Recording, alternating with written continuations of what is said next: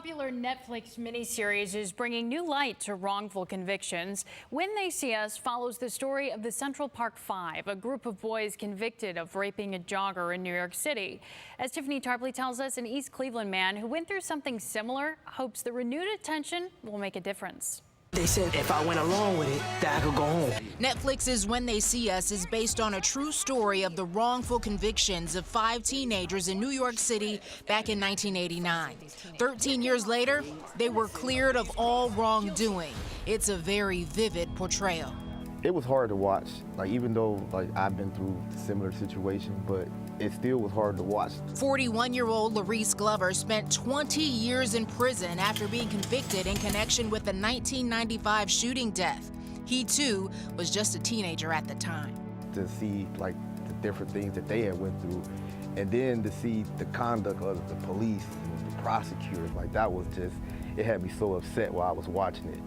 Glover was part of the trio nicknamed the East Cleveland Three, including Eugene Johnson and Derek Wheat.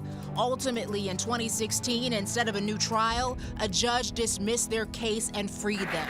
Thanks to the Innocence Project, new evidence was uncovered, as well as a prosecutor's misconduct. Just like it's portrayed in the story of the Central Park Five, the East Cleveland Three maintained their innocence. And that was the hardest part about that whole thing, because being in there, you have to see the parole board, and they want you to admit guilt, and that's, in their eyes, that's you taking responsibility for your actions.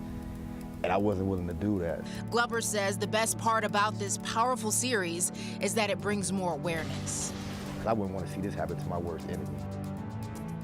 And Glover often speaks publicly about wrongful convictions, spreading awareness himself while he's still working through the process of what happened to him. Sarah, he tells me he doesn't hold any anger or animosity because that would get in the way of finding happiness himself.